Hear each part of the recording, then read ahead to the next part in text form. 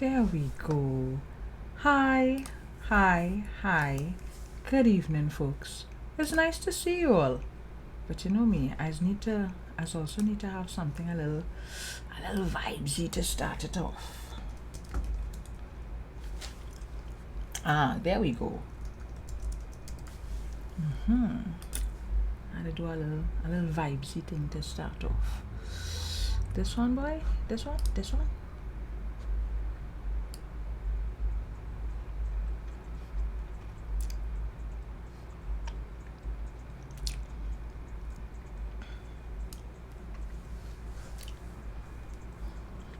Oh, my friends. Yeah, my friends. Whoa, my friends. Yeah, my friends. Hey. Folks, hi, good evening. Nice to have you all here. Marcelin says she's anxious for today's live, yes? Y'all not hearing what it is I'm listening to? Seriously? I hearing it in my ears. Y'all not hearing anything? Just like, oh, y'all aren't hearing. Oh, let me fix that then. Let me fix that. Because I was hearing it. And I was hearing it fine. So now I know. Alright, so I was trying something new.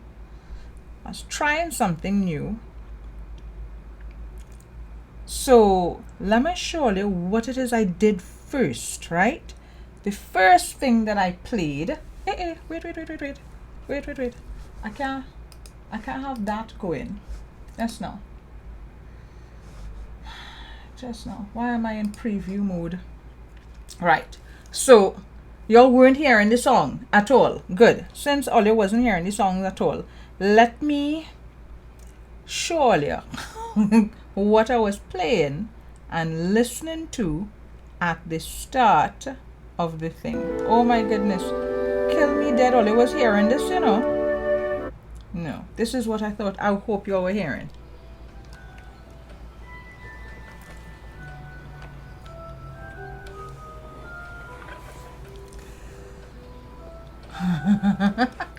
All you hearing that music in the background? All you know what movie that music come from? So kill me dead. All you was hearing the music, you know.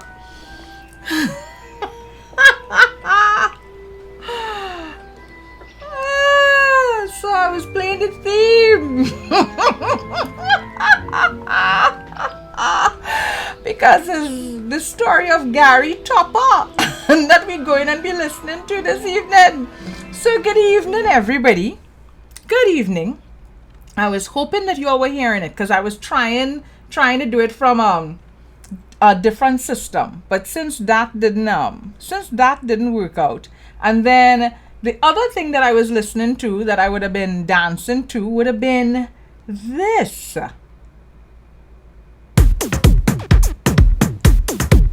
hear with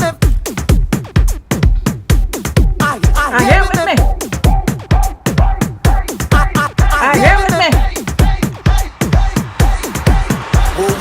Oh, my friends. Yeah, my friends. Whoa, my friends. Yeah, my friends. So I thought you all was hearing all of that because I was trying it from another system that was allowing me to be able to variate the volume, to make it loud, to make it soft, etc. So I am so sorry that you all weren't hearing it. So I'm going to have to say Axio Tech Guy and pull Tech Guy in here tomorrow so that we could work out a couple of things. Because I want to try a couple new things. But I should let you all know. This evening is a season finale. So we're wrapping up a season this evening. So that way I could take a little bit of rest because I do need to rest. I am extremely tired. Not tired of you. Not tired of doing the show. Just it's a lot, you know, to be balancing all the time. University work, consultancy work, doing the live on a regular basis, all of the research that is involved in pulling information together. So I need to take a little bit of a break, and in the time that I'm taking the break, of course, I'm trying to not just rest but also learn a couple new things. Part of that might be some tech things as well, right? So here we are. We are here this evening, and we are here this evening because I want to be able to talk to you guys about this guy, right? I want to be able to talk about this guy. And I ain't just going to be talking about the polygraph test, because I have to talk about the polygraph test. It's incredibly important to talk about our polygraph test and add some things to it. But of course, I want to talk about a couple other things. Some of it here now. Some of the documents I have, I don't know if I could run all the documents on the screen, because I feel like, it might get me in some trouble. But let's go, right? So for all of my Potterheads and all of my Topperheads and all of my friends who are here with me this evening, let's go. Let's get into it. So we would have been aware, I mean, you all know that I've been looking at the Commissioner of Police and his behavior, how he functions as a top office holder on a fairly regular basis, right? You all are also aware that I have been doing a fair amount of investigative stuff where he, not just him, lots of other public officials. So when last we met, or rather when last I talked about the commissioner in any significant way, because I mean I have spoken about him in between. But when I did the last big expose piece, we would have talked about this guy. We would have talked about the death of Cecil Skeet and the fact that there was a whole bunch of things surrounding the death of Cecil Skeet. We would have talked about the death of the murder of the Mova 3, right? The 3 fellas in Mova that would have been murdered, right? Murdered by the TTPS. We would have talked about the Laventy 5, the 5 young men in Laventy that were also killed at the hands of the police without any questions being cleared up. So the investigation still pending. The PCA does launch investigations, and they don't ever close investigations. The PCA also launched an investigation into what happened to Skeet. They launched an investigation into what happened to the Mova 3. And again, things pending.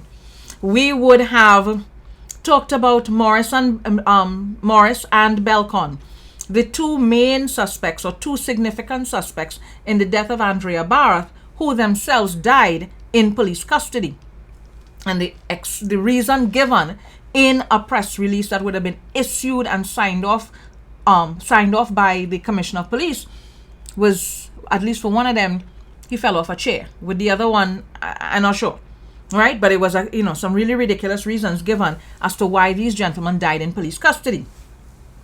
Then there would have been a fire user's license investigation. I didn't do that investigation, but that investigation was in the Trinidad Express. It was an investigative piece that was done by Denise Wren, and I felt it was a really interesting investigative piece because of the nature of the information, the details that was there in the story. Then right here, we talked about VIMCOT, the Vehicle Management Company of Trinidad and Tobago, and the fact that the TTPS vehicles were ideally supposed to be going to VIMCOT for fixing. The TTPS owed VIMCOT or owes VIMCOT a significant amount of money. They've not paid off VIMCOT the money, but the vehicles are now going to private garages, and huge sums of money are being paid to private garages. And the implications are there might be some kickback involved in the money that goes from the TTPS to these private garages, and that some of the money sometimes ending up where it's not supposed to be ending up. So we talked about that. We talked about how the commissioner has often been seen using abusive language towards members of the public on social media. As recently as about a week ago, I would have put up a post on social media where somebody made a comment about something on a thread, and the commissioner was there, back and forth with them, again, abusive behavior. I also talked about, in the aftermath of the murder of Cecil Skeet, I talked about the dismantling of the Professional Standards Bureau. the 14 persons that were in that bureau, the 14 persons in that bureau who were responsible for launching investigations into improper behavior by police officers. So there's a whole unit of police officers whose responsibility it is to investigate improper behavior, acts of corruption, any sort of criminal activity or illegal activity that is perpetrated by police officers. That entire unit just got dismantled. People were they were shifted from the unit, sent on leave, sent to various parts of the TTPS. There's a senior person from inside the PSB who currently checking CCTV cameras around the Queen's Park Savannah. People sent to direct traffic. These are professional standards bureau officers, high-ranking officers within the TTPS, sent to direct traffic, sent to check CCTV cameras, sent to work in remote police stations, right? Remote location police stations. Not saying that had anything wrong with going to do work in a remote police station, but if you are in a particular unit, kind of like internal affairs, and you are doing your job and you're doing your job efficiently, and there are no reports against you for the job that you're doing, how do you end up being transferred? How do you end up with in a situation where an entire unit, 14 persons in one unit, all get transferred after one man complains about brutality at the hands of the Commissioner of Police? And not too long after that complaint takes place, he then issues an affidavit that says the incident didn't take place at all, and then not too long after that, he dies. Right? He gets shot and he's killed. So of course you have those things taking place. I don't believe in coincidences. I think that all of the things that I'm discussing there has a lot in common, and they all certainly have at least one person in common, and that's the sitting Commissioner of Police, who presides over the TTPS, who is responsible for what happens under him. The buck has to stop with him when it comes to what's taking place within the TTPS. Then there would have been the attack on Alan Brazan. You'll remember that very public attack on citizen Alan Brazan. Alan Brazan would have asked questions about the Andrea Barrett murder, put up a status on Facebook, and then the next thing you know, the Commissioner of Police, according to Mr. Brazan, was in his inbox asking him questions, and the commissioner was on his thread, and then the next thing Alan shared to Facebook is that there were members of the Professional Standards Bureau at his home questioning him about the Andrea Barrett murder because he put up a post asking questions. So all of those things have happened. All of those things we've discussed here. I don't need to rehash those things for you. What I can do is put the video for that live back up for people who would have missed that live, because that live was fire, right? When by the time that live done, it had all kind of bacchanal was taking place, on camera, off camera, behind the scenes, etc., etc.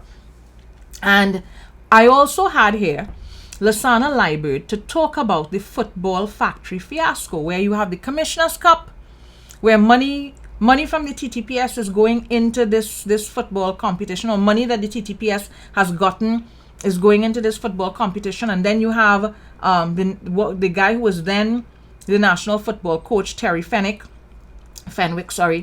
involved with his own organization, Football Factory, and Football Factory liaising with the TTPS, and this whole football scholarship thing, all of that taking place. And in the midst of all of that are questions about the renewal of the contract for Griffith, whether or not Griffith should return as Commissioner of Police. So I've talked about these things. I've made it very clear. I don't think that my position on Griffith is news to anybody at all. In my mind, Griffith ought not to be the Commissioner of Police. In my mind, his performance as Commissioner of Police, has been a questionable performance to say the least. And just now, do I have it? I want to do that. Right. His performance as Commissioner of Police has been questionable. I think that his behavior borders on illegal. Right? Actually, not borders on illegal. I think there are many instances where him coming onto social media and attacking members of the public, that's harassment. Plain harassment. Right? If not abuse. Because there are no laws yet for cyberbullying, that's why he gets away with it. And of course, the irony being, if there were laws for cyberbullying, he is the top person who would have to be enforcing and ensuring that people aren't bullied online. But here you have a commissioner of police who regularly throws his weight around, abuses his power, and comes onto social media to attack persons that are making comments, that are criticizing him, that are critiquing him. So those are the things that we covered already. But I do have a couple new things that we have to cover. And I want to cover these things, I want to discuss these things, bearing in mind that this guy here, let me put him on the next side. It's easier. This guy here has submitted his application. He has reapplied to be reappointed as Commissioner of Police. We are in a situation where the Police Service Commission has already taken applications, and they're reviewing applications, and they're processing applications to the point where they are in the point of processing. They have already told persons, responded to persons to let them know you have not made it past the first stage of the headhunting process. There are persons who got their rejection letters and sent the rejection letters to me for me to see the rejection letters. And in at least one case, a person who got a rejection letter would have queried on what grounds was he or she rejected. Last weekend, there was a polygraph test, but a little later on in this live, I'm going to tell you what happened at the polygraph test. And I'm also going to suggest some things that we can do, right? But before we get into the details of the polygraph test, there's some ground that I want to be able to cover. Where do I want to start? Let's start with Bad Wolf. So we had Lasana Library here talking about Trinidad and Tobago football, talking about Bad Wolf, Terry Fenwick, talking about the Commissioner's Cup, and talking about the possible links and liaisons that would have been taking place between Terry Fenwick and Commissioner Griffith. Now, in the entire time that investigation has been taking place, Griffith and they have been adamant that there's no commingling, no mixing and merging of funds and funding of any sort. All you know how windy it is in Diego Martin, right? Diego Martin is a breeze for so. So a series of, sheets of paper blow down in Diego Martin. And I wanted to share some of those sheets of paper with you guys. And so together we could kind of piece together what exactly was taking place here. So in case any of you all forgot what Fenwick looks like. This is Terry Fenwick in the blue t-shirt. Just now, let me small up myself and move myself here. All right. So this is Gary in the multicolored yellow and black t-shirt, and on the extreme the other end of the photograph, the extreme, if I'm looking at it, it's my right. So the extreme right. I don't know what it is for you guys. But so you have Griffith on the left and you have Fenwick on the right. I don't know who the gentleman in the middle is, right?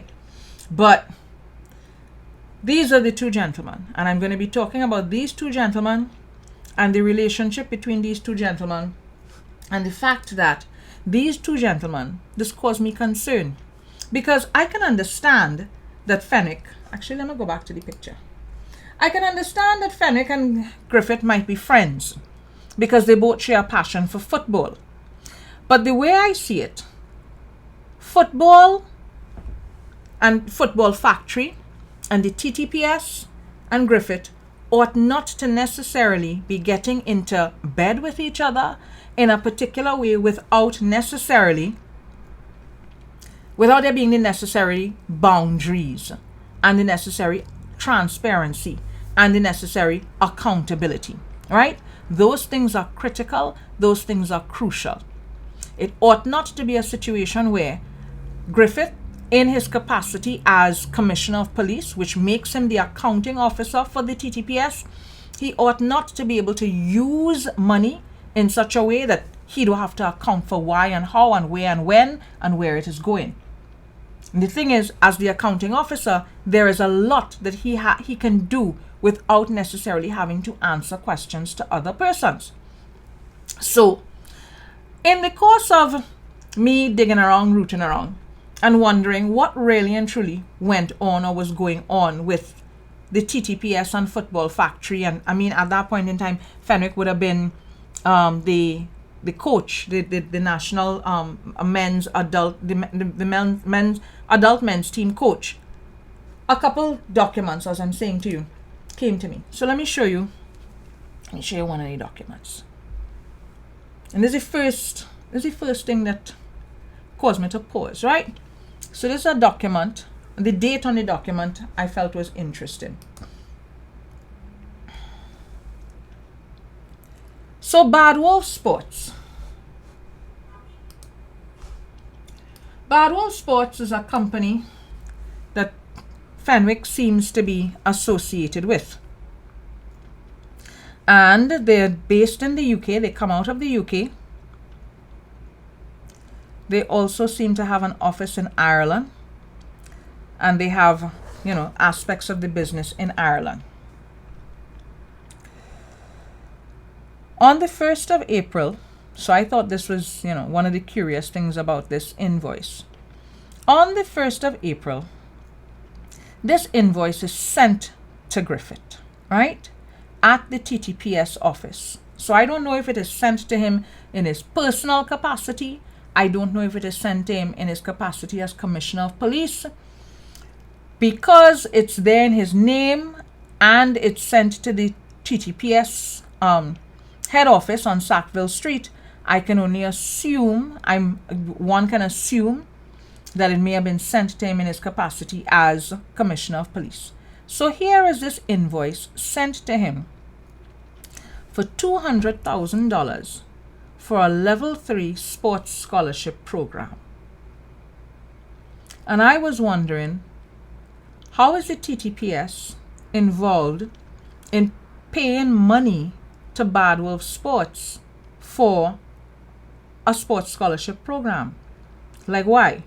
Now, to me, if these things are happening, then this needs to be out in the public domain, especially since if Fenwick is linked to Football Factory, and Fenwick is also linked to Bad Wolf Sports, and Fenwick is also linked to, at that point in time, the national men's adult team, and he's also doing things with the TTPS.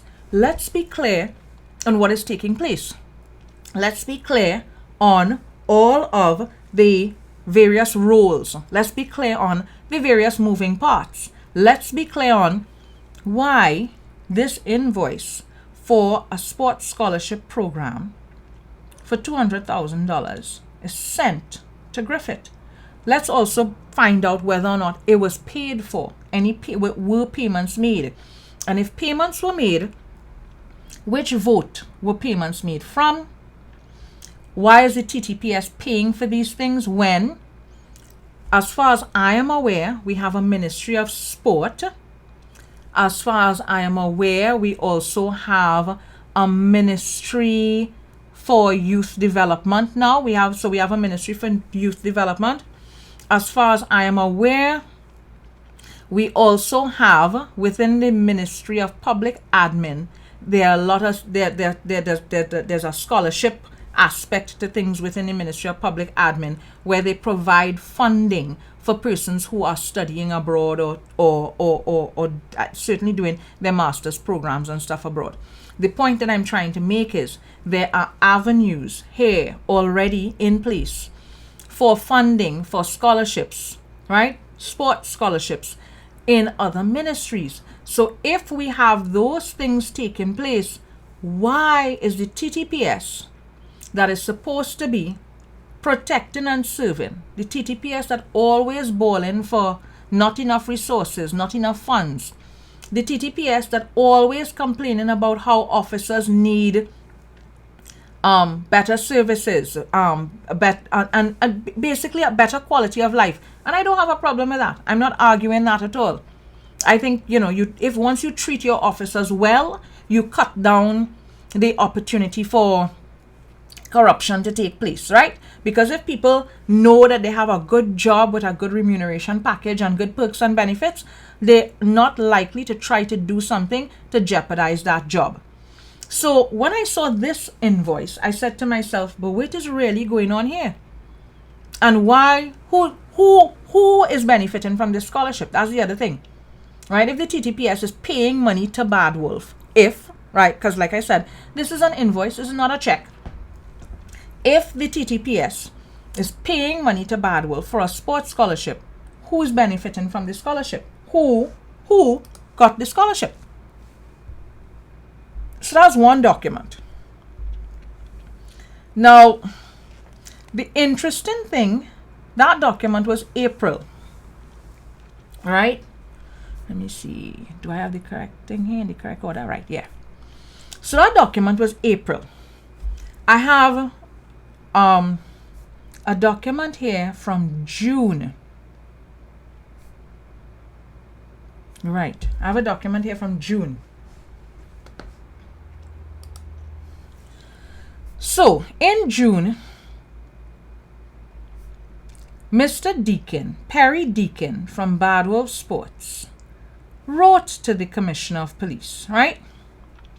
And he wrote to the Commissioner of Police basically asking for an update on the sport programs. So let's look at the documents properly. And it's important to look at all aspects of the document here, right?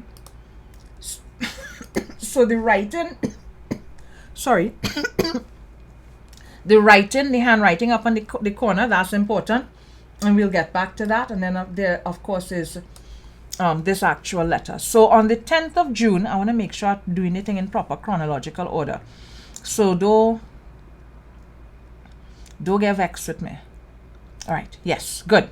So on the 10th of June at 12:39, so like around midday-ish on the 10th of June, Perry Deacon writes this letter, right? He says, "Good afternoon, Commissioner Griffith. I hope all is well with you.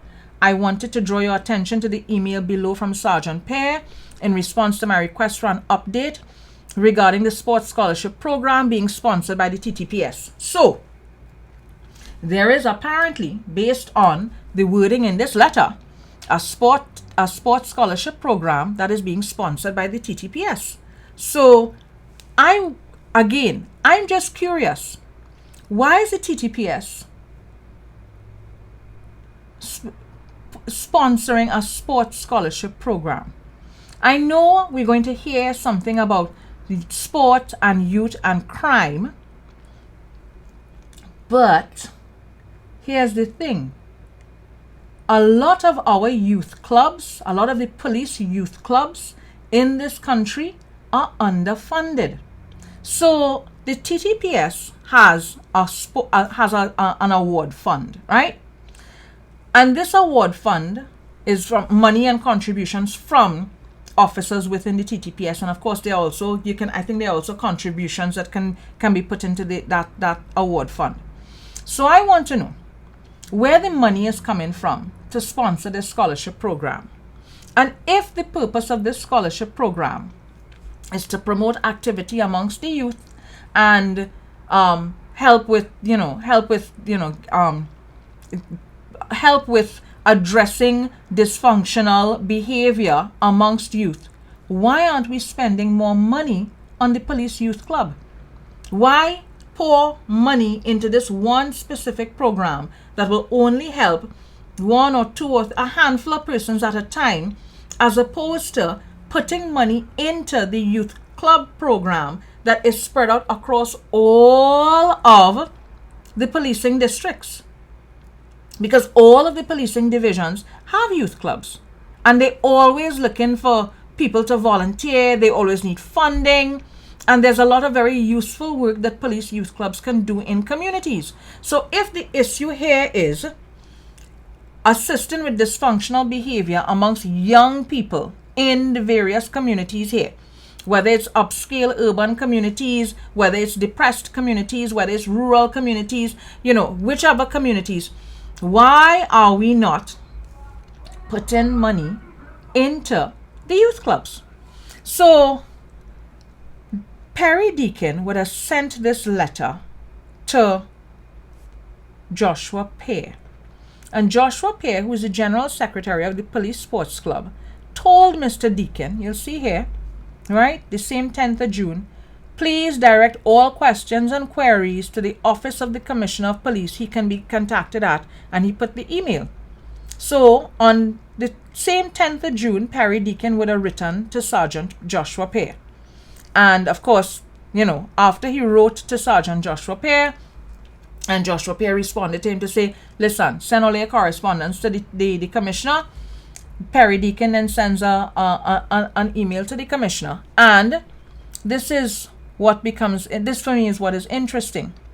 On the top there, in handwriting, and this is the handwriting of the person who works alongside the commissioner as his person of business. I'm advised that this gentleman here, Mr. Edgehill, is the person who does, he handles a lot of day-to-day decision making at the police HQ. Says, state that based that board just now, right? That based on our review, we are not interested, and that's what I think. That's what I think it says there, right up in the upper hand corner. So Deacon is writing in June. Remember the invoice that I showed you is from April, right? So there's an April invoice requesting payment for the scholarship program. Deacon writes in June asking, well, what is going on with funding for the scholarship program? And based on, let me see, this is the 11th of the 6th. So if the 10th of the 6th, all of these emails are circulating, the 11th of the 6th, right? 1 day later, there is a note put on the email basically to say that we are not interested. You know what's also interesting or noteworthy about those dates?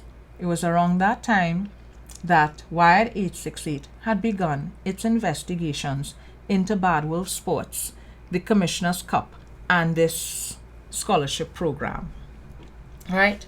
So just around the time Wired 868 started to do its investigations and ask questions in various parts of the world, because they weren't just asking questions here, they were asking questions here, and they started asking questions in the United Kingdom around that time, in mid-June.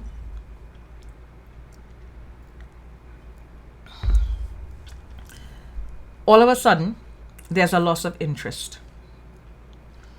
April, an invoice lands up, addressed to the TTPS, addressed to the Commissioner of Police at the TTPS headquarters, requesting $200,000 as part payment or payment towards a scholarship fund.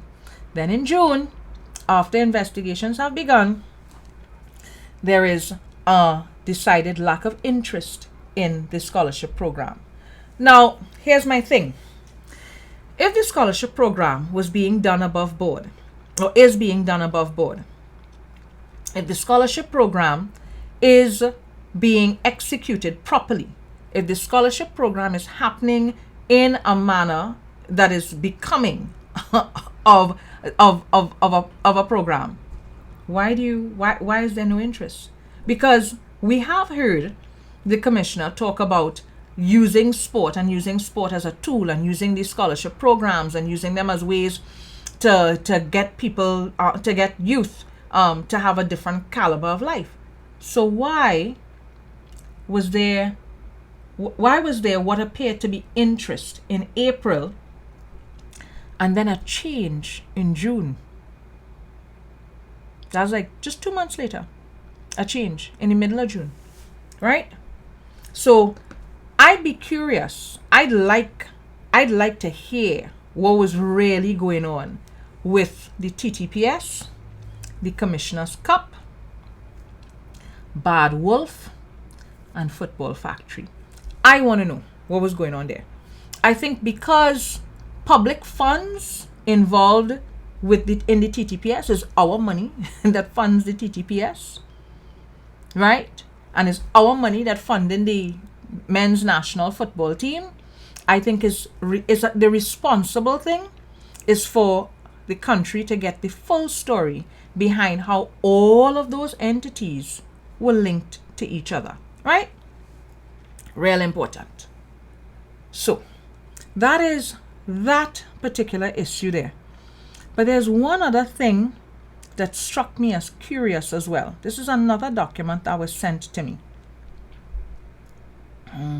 Just now, let me pull it up.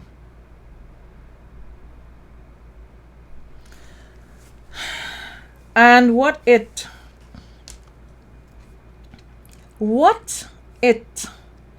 raised for me again was questions about the nature of the friendship between Commissioner Griffith and Fenwick, and the kind of influence that Fenwick seemed to have where the commissioner is concerned, right? So I'm going to scroll through a letter. This is from March 2020. Right. I'm going to add myself to the dance here. Actually, no, maybe I could add myself on this side. Right. Okay. So if you look at this letter, you will see that on the 15th of March 2020, this letter is sent, and its attachments from a gentleman by the name of David Miliori. David Miliori owns a casino here in Trinidad and Tobago. The issue here, though, is not so much David Miliori, but the nature of the correspondence between Fenwick and Griffith, right? So, 15th of March, right? So the 15th of March, Griffith sends this to Janelle Dodds. I'm not sure who Janelle Dodds is. The 14th of March, and if you all remember, 15th of March, that's the middle of March. 14th of March, just the day before. Anybody remembers what happened on the 12th of March? What happened on the 12th of March 2020? Let me see who brain clicking here. Right, I'm seeing Helen, I'm seeing Debbie, I'm seeing Didi, I'm seeing Tay Martinez. Let me see who brain clicking here. Who remembers? Anybody remembers what happened on the 12th of March 2020? Well, for those of you who would have forgotten, on the 12th of March 2020, that is when we recorded our very first case of COVID, right? Our first patient of COVID, our first COVID patient coming into the country. And not too long after that, by around on or about the 23rd of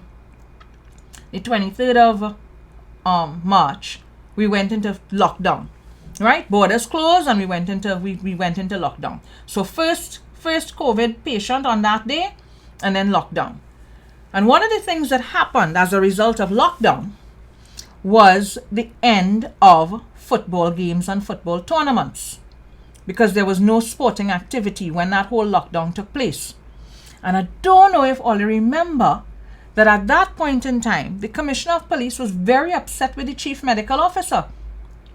The Commissioner of Police was, in many of his press conferences, criticizing the Chief Medical Officer, basically saying that the health regulations and the restrictions that had been placed on persons was not making any sense, because by that point in time, they had indicated that you couldn't go out in particular numbers to exercise or anything like that. And the commissioner was actually he was contradicting the chief medical officer and the then Minister of National Security, who would have been Stuart Young.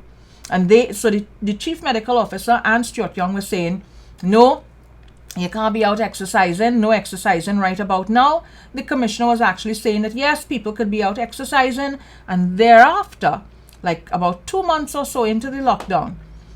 So if the lockdown started March, you're looking at April, May. So by the time we hit about May, June, and there was still no provisions for people being able to play sports and any team sports, there was a lot of criticism coming out of the TTPS, certainly the head of the TTPS, for the chief medical officer. Why is that? Because if you're not allowed to have sporting events, if you're not allowed to have team sports taking place, then it means that things like the Commissioner's Cup can't happen, right? You can't have the Commissioner's Cup taking place because you're not allowed to have team sports, right? The restrictions, the rules, the regulations indicate no team sports, right? So lots of people were under attack. You had the chief medical officer being under attack. You had the commissioner of police contradicting his line minister, right? Contradicting the Minister of National Security at that point in time publicly. And he was also attacking Minister Dayal Singh. There was a lot of tension going on there. Now let's get back to this letter. Terry Fenwick, on the 14th of March, writes to the commissioner, Terry Fenwick, who would have been his thing is football factory, and he's the football coach and whatever it is. He's writing to the commissioner. But look at what he's writing to the commissioner about. He says, "Morning, Gary. David has been on the case nonstop. He has promised to sponsor the program once he's up and running. Can you advise?" So here's Terry Fenwick writing to the Commissioner of Police and telling the Commissioner of Police that a businessman who owns a casino will be willing to sponsor the program once he is up and running. When you get further down into the issue, there's a letter here, and the letter indicates that there is an investigation taking place, right? I don't want to go into all of the man's personal details, but there is an investigation taking place, and he is willing to comply with the investigation because he wants the investigation to happen and to wrap up quickly, because the nature of the investigation is making it difficult for him to get to have his business back up and running. So basically, the gentleman who wrote to Terry Fenwick is saying to Terry Fenwick, can you use your influence, right, with the commissioner? Can you put in a word for me with the commissioner now?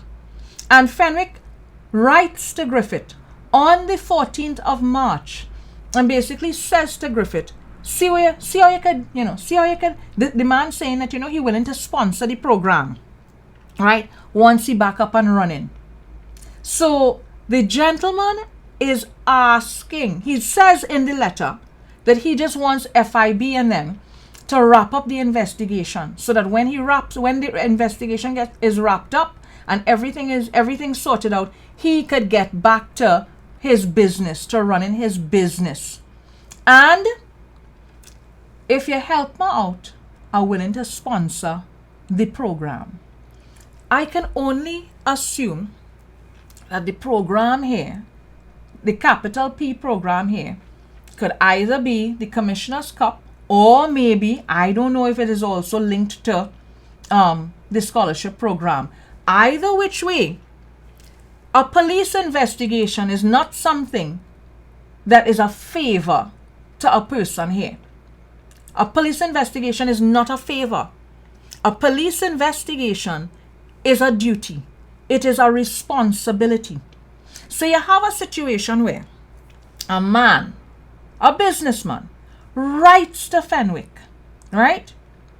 And provides Fenwick with a letter and everything, right? Basically to say, this is all I need the commissioner to do for me. And then Fenwick sends this on to the commissioner and says to the commissioner, he's been on the case non-stop and he has promised to sponsor the program. Can you advise? I don't know if the commissioner responded to this letter because I don't have the letter that indicates whether or not he responded to this, right? And whether or not the businessman in question ever got his case, the investigation, resolved. I have no idea if the businessman ever ended up sponsoring the program. I don't know. I can't say.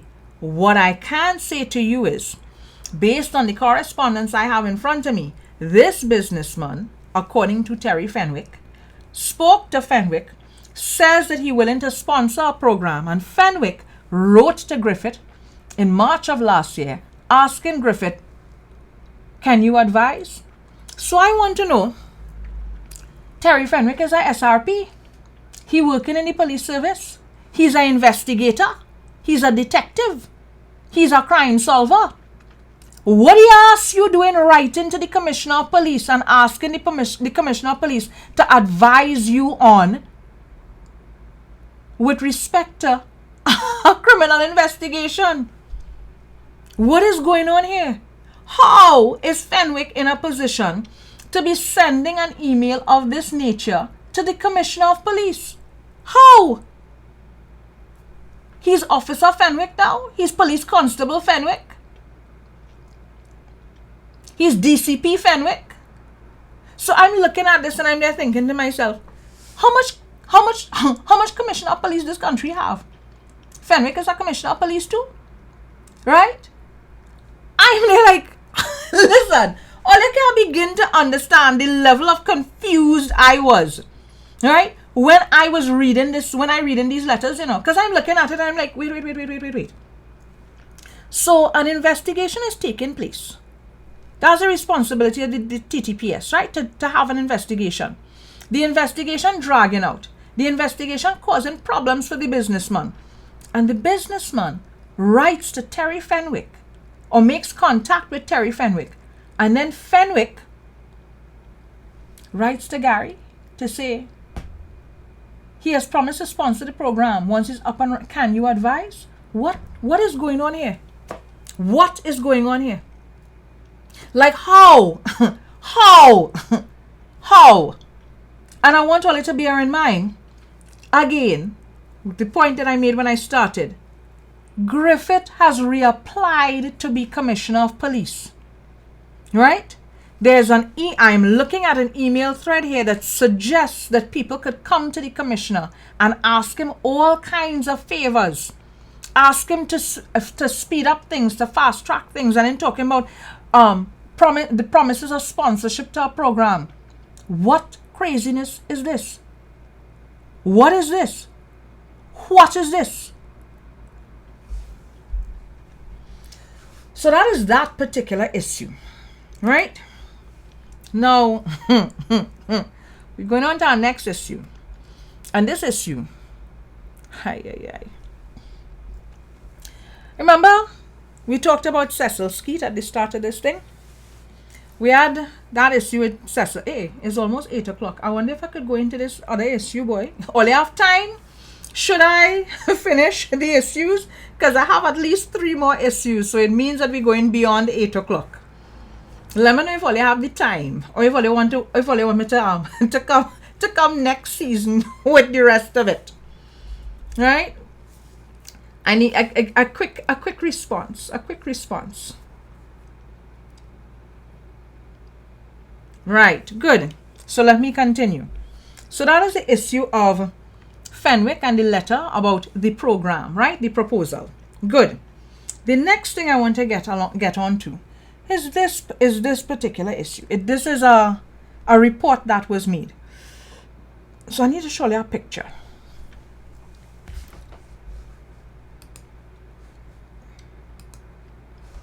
This girl, her name is Eve George. She used to be a journalist at CNMG, and then she left CNMG. She claimed that there were death threats and whatever. So she left CNMG and went on to work for some online newspaper outfit called Caribbean News Now. Right? So it was riffing off of CNN, Caribbean News Now.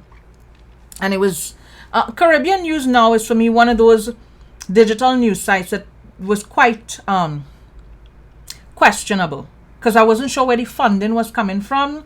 The stories had a particular angle to them, and the stories always ever seemed to be attacking one side more than well, it never seemed to be putting the United National Congress under any pressure at all. But I wanted you all to see the young lady so that you understand that is a real person. And the reason I wanted to understand is a real person is, for a very long time, I thought she was a fake person. I thought it was a fake name. I didn't realize that it was an actual real journalist, right? Good. So that is Eve George.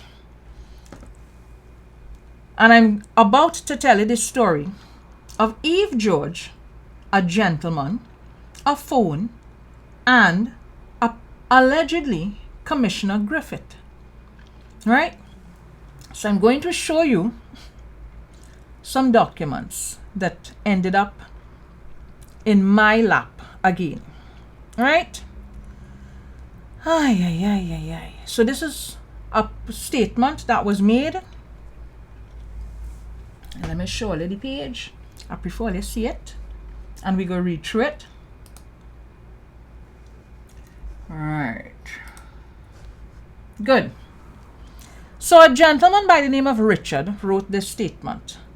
I blotted out his last name because I ain't really trying to stress out nobody at this point in time. Richard ended up going to the Professional Standards Bureau about this entire incident. And what appears to have happened, I'm just kind of giving you a synopsis before we go into the details. There was an incident. He was locked up for possession of his own phone. And after he was detained for 2 days, they locked him up for 2 days, and he was eventually released from police custody for 2 days. He went to the Professional Standards Bureau to complain. And when he went to the Professional Standards Bureau to complain, it became much bacchanal because, of course, the complaint that he had involved the Commissioner of Police. So let's go.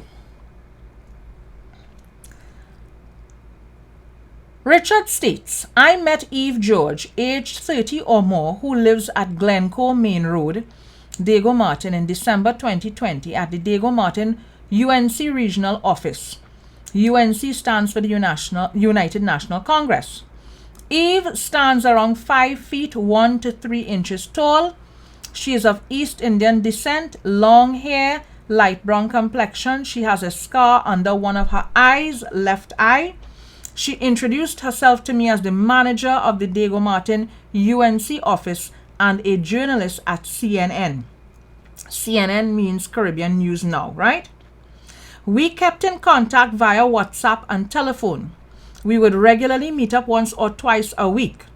It morphed into a casual sexual relationship soon after. Eve told me that herself and has sex from time to time and he would do anything for her. I know the gentleman to be the Commissioner of Police. And the person's signature and the date, so the 11th of June 2021, right? At the end, at the bottom of the thing there, right? So I know the gentleman to be the Commissioner of Police and former Minister of National Security. In the middle of February, Eve asked me to assist her to fill out some forms to obtain a legal firearm. She then called someone and put it on speaker. I recognized the voice to be that of the Commissioner of Police, Mr. Gary Griffith. I confirmed this by seeing the WhatsApp image. Sometime March 14th or after, Eve did not have a functional phone, so I lent her my black matte Apple 7 phone, I Plus, until she could have afforded a phone. She kept the phone for 2 months and some days. I asked her back for it as I had intentions of severing the friendship soon after. I called her and went on Thursday the 19th of May 2021 after 6 p.m. We began removing the passcode, deleting the iCloud, etc. She asked to keep it up till the next day. I spent the night because it was close to curfew time. She gave me the phone, case, and charger she bought since mine was destroyed totally, and I left. Saturday, 22nd of May, around after 9 p.m., I heard my bedroom window being knocked continuously and white light, and I heard a male voice say, "Police, police." I went and opened the door. They gave me a search warrant and told that they were here in relation to a report of a stolen iPhone belonging to a journalist. Whoops. Just now. Right. I handed over the phone in a purple and blue case, together with an original iPhone charger. I was handcuffed and taken to the Four Roads police station by another officer of African descent, over 40 years, and of medium build, wearing a blue police uniform and a police cap. And I was placed in a holding cell. My roommate Janelle Madu was also arrested by WPC Kelly Duncan. On Sunday the 23rd, WPC Juman came to the cell, identified herself, informed me that she was the investigator assigned, and asked me to record a statement from me. On Monday night after 7 p.m., WPC Juman and another officer told me that Janelle, my roommate, brought proof that the phone belonged to me and I was being released pending inquiries. So homeboy get arrested for stealing his own phone, right? And he end up being in the police custody for, I believe, 2 days for being in possession of his own phone. The day I was arrested, the officer who detained me told me that he received instructions from the commissioner to get back Eve George's phone and SIM card. A senior officer came to the cell and told me that Janelle and my statement were compatible, and he would have let me go, but the commissioner has an interest in this matter. He asked me why Gary Griffith has an interest in this phone with you. Is he sleeping with Eve? I did not trust, so I said, I don't know, maybe. Avril, who is an activist for the UNC, who I met for the by-elections in 2021 at the regional office of the UNC in Diego Martin, she told me that Eve sent her message telling she locked me up for stealing her phone. Eve told her that Eve said, I am familiar with the, I don't know what that word, with the law, and if I feel that I go into police complaints for Griffith, he will deal with me, as this could hamper his contract renewal later this year. Right? And this was all done on the 11th of June, 2021. So, here's a further interesting thing. All you know me, as a woman, I just like to cover my bases, right? I don't want nobody say that I get somebody to just write up something just so. So, I have the entry in the station diary, right? That lets you know the gentleman, and he came in, and Miss Juman. Where's the other thing? Right. I also have this other entry, right? A telephone message was sent to the Four Roads police station from the Maraval police station, transmitted by WPC Louis and received by WPC Juman on the 20th of May 2021 at 7:40 p.m. with the following report. At 7:10 today, Eve George of Maraval arrived at the station and reported that around 9 a.m. she was at La Hoquette Valley Road when she left her iPhone in a blue case on the kitchen counter and charger plugged in the wall. She made checks for her phone and charger around 9:30 a.m. and discovered the same missing, right?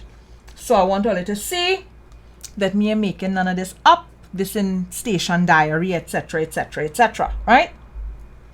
So here the thing. Apparently, and I have those documents too, but I want to show them documents because some of the details in the document real saucy, right? Real saucy. Me need to put all of that in the people live this evening. Apparently, what is went down is Madam Eve, according to the documents that I have there, Madam Eve had incriminating things on the phone, right? Whether it's pictures or video or whatever it is, she had incriminating stuff on the phone. And they were not sure if all of the information that was on the phone was wiped. Nobody is sure if all of that was cleared off the phone. And because of the nature of the conversations between herself and apparently the commissioner, that's where all of this tension about the phone and the missing phone and who have the phone and whether or not the information was wiped off the phone became a thing. So this gentleman was arrested for being in possession of his own phone. And according to the statement that he gave, and according to the statement that he went down to Professional Standards Bureau and gave, he is claiming, right, that the commissioner himself was responsible for requesting he be arrested and his phone be confiscated. And the young man was quite concerned for his life because it's a situation where he felt that the powers that be were abusing their power, right, and basically threatening him to be able to silence him for whatever it is they felt may or may not have been on the phone, right? So that is the report, right? I show you the report in the fella own words, right? I don't know if it's his handwriting, but certainly his words, and he signed off on what is he signed off on, and I show you that the station diary, etc., etc., etc. So all you know, me making it up. This is something that came to me as is, and I looked at it and I said to myself, but what manner of madness is this? Here's the interesting thing. This is a story that was supposed to be in our newspapers several weeks now. This because all you see the dates on it, right? We're looking at May and we're quite in July. Actually, no, we're in August now. We're quite in August. Since May, this thing take place. The story has been in the hands of various members of the media, of mainstream media, for the longest while. And nobody wants to publish the story. And they don't want to publish the story because they're being, what I've been told is that they're actually being told if they publish the story, they're going to be under pressure. Right? That's what I've heard. That's what I've heard. And there's at least one reporter who tried to get the story published, and it was shut down by the editor-in-chief. Right? So editors-in-chief at newspapers are basically refusing to publish any stories, any negative stories rather, about the Commissioner of Police. So that is that. Let me make sure and tick off that I cover all of the things that I want to cover. So let us get now to this story. This morning I put up a post on Facebook where I indicated that a senior legal advisor for the TTPS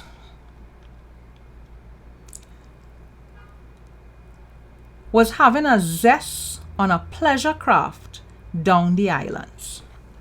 So So this press release from the Coast Guard was circulating, I think, since the 6th of August. Let me bring it up on the screen for you. Well, you know me, when I tell Oli I had things to tell Oli, when I tell Oli we had to talk the things, I don't shortchange Oli. When I do shortchange Oli, all you know, when Oli show up in one of my lies, it go be hot, right? It go be hot because I don't shortchange, I don't half-ass, nothing at all. So on the 6th of August, the Coast Guard, right, Trinidad and Tobago Coast Guard put out this press release. And I'm going to fill in some of the blanks where this press release is concerned, right? Acting on information, the Trinidad and Tobago Coast Guard on the 5th of August 2021 intercepted a pleasure craft in the Chagaramas area in the vicinity of Pier 1 a short time after 8 p.m. Upon investigations, it was found that the vessel had 14 people, comprising 6 men and 8 women on board in contravention of the current COVID-19 regulations. So that's the first thing. You have this vessel, a pleasure craft, that was in the vicinity of Pier 1 at that point in time. Right? 14 people on the boat, 6 men, 8 women, and they breaching the COVID regulations. The vessel and its occupants were escorted to the Trinidad and Tobago Coast Guard headquarters in Stobles Bay, where they were handed over to members of the Trinidad and Tobago Police Service. Investigations are ongoing. The public is advised that in accordance with Section 6 of the Defense Act of the Laws of the Republic of Trinidad and Tobago, right, and they explain there with respect to the laws. I'll put up the post afterwards, I'll put up the press release afterwards so they could see it. Based on this authority, the Trinidad and Tobago Coast Guard continues to provide border security services in the face of the threat of COVID-19 in order to maintain the safety and security of the Republic of Trinidad and Tobago through the conduct of maritime security patrols within our area of operations. So here's what. Let me break down this thing for you. Let me tell you what it is I hear. Let me tell you the details I get. I have heard that a senior legal advisor in the TTPS is he boat, right? Is he boat. And he had a zest on he boat. And when the Coast Guard reached to ask what is going on here, because here how the thing went down. One of the women, remember, is 8 women and 6 men on the vessel. One of the women who was on the vessel was apparently being forced or being coerced into activity that she did not want to be coerced into. So she was being held against her will on the vessel. And what she did was she called a friend. She called a person who is the wife of somebody who is very, very, very important in the Coast Guard. And that is how Coast Guard know to go and check for whatever it is was going on with this vessel. So the lady was being coerced. She make a call, right? She sent out a distress signal to a friend of hers. The friend of hers happens to be the wife of somebody who is very important within the Coast Guard. The Coast Guard then sent a vessel out to see what is going on this pleasure craft. When they send the Coast Guard out to see what is going on this pleasure craft, I hear a man pull out a big, sexy machine gun. That is what I hear, right? I hear a man, right, pull out a big, sexy machine gun and was given plenty attitude to the Coast Guard and telling the Coast Guard, you is not the law. I is the law. Right?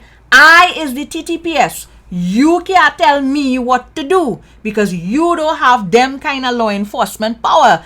I have law enforcement power.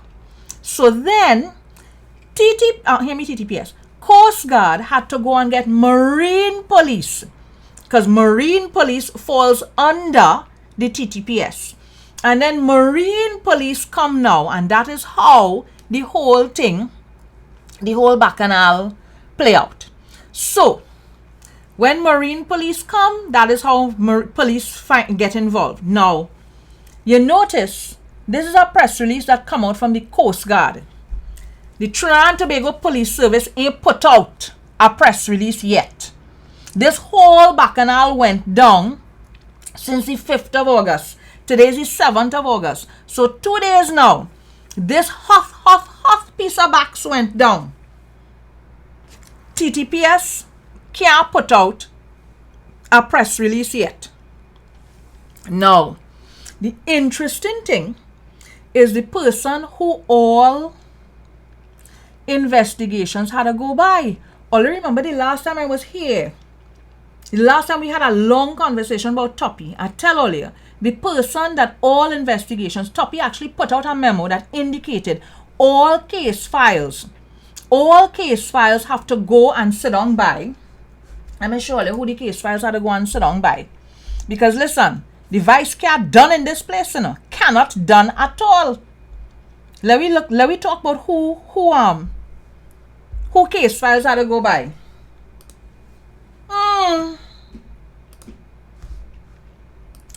All case files, all investigations have to go by that guy next to Toppy, right? The head of legal. So imagine a situation like the one I explained to all you. Because the talk is, Tong say, is somebody big, a big legal advisor in the TTPS. So imagine your case file for the case to get to the office of the DPP. It had to pass through this gentleman.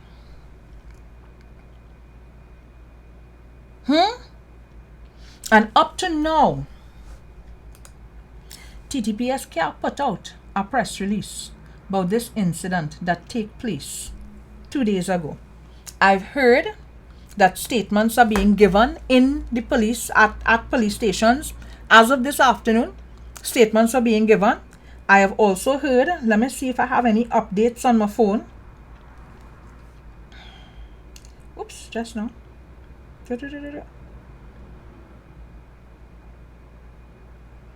So I know who is the lead investigator for the TTPS now, right? Right? Acting Superintendent Baird is supposed to be leading investigations for the TTPS on this particular issue. And is a pleasure craft that they were on. The woman on the vessel was crying and telling people that she was being coerced into something that she did not want to be a part of on the vessel. And then she eventually sent a distress signal out to somebody, and that somebody spoke to somebody in the Coast Guard. And up to now, the TTPS ain't put out a press release about this issue at all. Now we come to the final thing, the thing that start off the whole live, right? The reason I tell all you, come, let we do a live this evening. Right? Wait, boy. Wait. Just now. Where is it? There we go.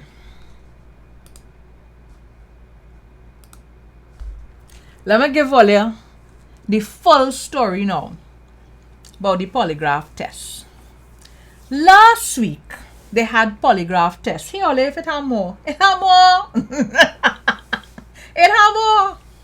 Last week, they had the polygraph test. And the talk I hear is that last week, one candidate sit down to do his polygraph test, couldn't pass the polygraph test. When they start to ask him question, when they start to put question to his backside, so he couldn't pass the polygraph test. And he pick up and he storm out, right? He storm out of the polygraph test. And having stormed out of the polygraph test, his application is now an incomplete application. Because if you're applying to be the commissioner of police, is not just your resume. They have to do background checks. They have to do psychological evaluation. How he passing a psychological evaluation alone is amusing to me. Oh God, I shouldn't be laughing. But how is How is this gentleman passing a psychological evaluation? Only explain to me. How is this gentleman passing a psychological evaluation? Anyhow, you have to do you have the background test, you have your resume, you have, your references and whatever it is, your psychological evaluation, and the polygraph test. I want all you to bear something in mind. Gary is a man, spent his entire time as Commissioner of Police saying that he is going to ensure that police officers have to undergo polygraph tests under him. Right? That's one of the changes he bring into the TTPS. And when they started to talk about making polygraph tests mandatory for police officers, he went and took a polygraph test so that he could show everybody he take a polygraph test. So imagine my amusement when I hear that one of the candidates, right, one of the top candidates for for the post of Commissioner of Police, storm out in anger from the polygraph test. And what I'm hearing is that candidate is now considering petitioning the chairman of the Police Service Commission, wanting to go and write to the chairman of the Police Service Commission to indicate to the chairman of the Police Service Commission that it should not be disqualified from applying for the position on the basis of the polygraph test. Basically, they want the criteria for hiring to be changed up so that way, even though they failed the polygraph test, they could either retake the polygraph test or not have the polygraph test count towards being hiring. That is what I have heard, right? So, I have some questions that I wanted to suggest for the polygraph test. So I want, when they're administering the polygraph test, that they ask a couple questions like these. Have you hired any family members to work with you at the TTPS headquarters? That's one of the questions I want them to ask in the polygraph test. Have you at any point in time hired close friends and close family members to work at the TTPS headquarters? And next question I want them to ask in this polygraph test. Have you at any point in time leaked sensitive information to members of the media to put yourself in a positive light? That is one of the questions I want them to ask in the polygraph test. And next question I want them to ask in the polygraph test is this. At any point in time, has any member of your family rented a building to the TTPS? Has there ever been a situation in your entire tenure at the TTPS where a member of your family rented or sublet a building to the TTPS? I want them to ask that question. I also want them to ask whether or not there's a situation where somebody who is a key advisor to you at the TTPS is also serving on a critical board in another ministry and facilitating requests of yours on that board. Those are some of the basic questions that I want to have asked, right? Those are the things that I want to have asked at this polygraph test. And you know what? I'm going to hope that in the month of August, that the Police Service Commission, who's currently going through the assessment of the various applications for Commissioner of Police, I want to hope that they do the right thing where the country is concerned. I have put too much information out into the public domain that raises questions about the integrity, the accountability, the transparency with respect to Griffith and the office that he holds. There are too many questions about abuse of power hanging over Griffith's head and the office that he holds. And if after I have put all of this information out into the public domain, the Police Service Commission still thinks that he is the person for the job and they're still going to put him there, what I will say is, we like it so. As a country, we not making an effort as a service commission, they are not doing their duty towards the citizens of this country. Punto final. If Griffith is returned as Commissioner of Police, me in line to tell all of this, we have failed as a country. If we are putting a person of that caliber to be in charge of law enforcement and crime solving in this country, then we have failed ourselves as a nation. And I will hold the Police Service Commission and the President of the Republic of Trinidad and Tobago, because she is responsible for the Police Service Commission. I will hold those two offices, right, or that office and that commission responsible for having let the country down. And folks, that's where I'm going to wrap it up, I need a break. It has been an exciting, what month we in, really? Month of August? It's been an exciting 8 months. It's been, it's been an interesting 8 months. There's a lot that is going on. There's all of this stuff about the COVID vaccine, the virus, any number of things. But I need some downtime, and I will be back after I've had the downtime so that we could do, we could do some more interesting stuff. So I hope you all enjoyed all of the things that we managed to cover in the last couple of months of News Source. I especially hope that you all enjoyed the Emancipation series. I'm considering doing a very short independence series, just to look at the important aspects of independence. But I'll let you all know. In the meantime, I'm going to be taking some necessary rest, right? So all you hold the fort. From time to time, I'll put up posts and things, but I'm not going to be doing lives for a bit. Hold the fort. Enjoy yourselves. Thank you so much for joining me this evening.